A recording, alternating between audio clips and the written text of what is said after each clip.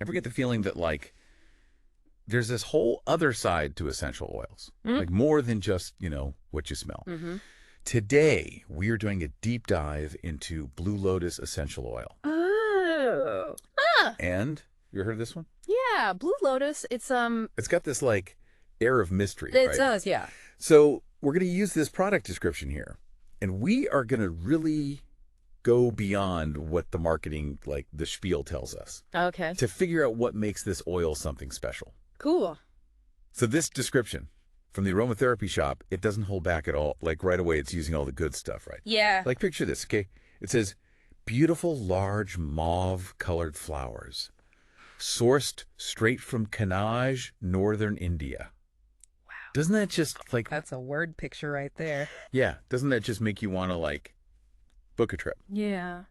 But then it gets even more interesting because it talks about how it's used in everything, from really expensive perfumes to like do-it-yourself blends at home. Really? Yeah. And you know what that made me think about? What? Blue Lotus in like ancient Egypt. Oh, yeah. Because it wasn't just about the smell. It was like this luxury thing, this seductive thing. Right.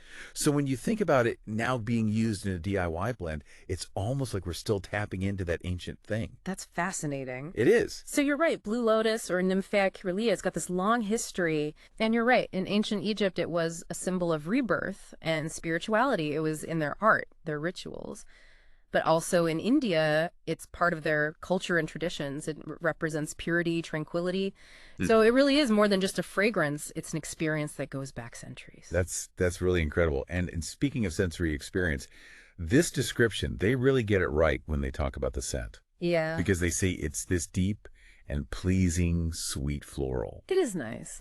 But, okay, for someone who maybe is new to this whole thing, what makes a middle note so important? It's like the heart of the fragrance, right? Yeah. So think about it this way. Top notes. Those are what you smell first. Okay. And they don't last that long. Gotcha. The middle notes, like our Blue Lotus here, those are the heart. They're what give it that depth and complexity. And then last are the base notes. Okay. And those are going to last the longest.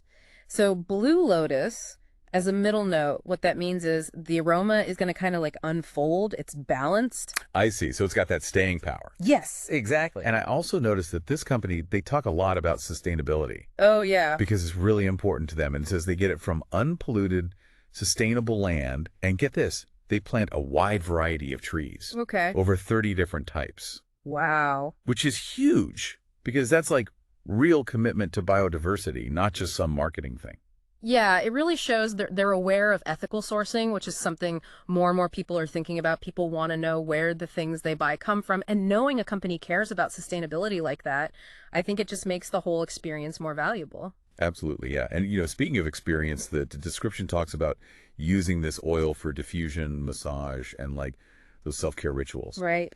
So for those of us who, maybe we're not new to aromatherapy, but we're also not experts, can you just break down what those are? Yeah. So diffusion is just taking a couple drops of the oil, putting it into a diffuser, and that disperses the scent into the air. Okay. Massage, you would take your Blue Lotus oil, and you'd want to mix it with a Perrier oil like jojoba or almond oil. Then you massage it into your skin. It helps spread the oil out, and it won't irritate your skin. Right.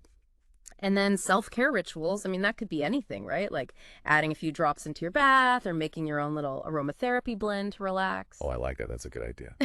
It all just sounds so inviting. But I'm guessing with essential oils, it goes a long way. Oh, for sure. They're very concentrated.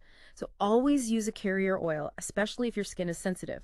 And this description, it says to start with a small sample, and that's really good advice because you can really get a feel for the oil without overdoing it or, in case your skin reacts to it. Such good advice.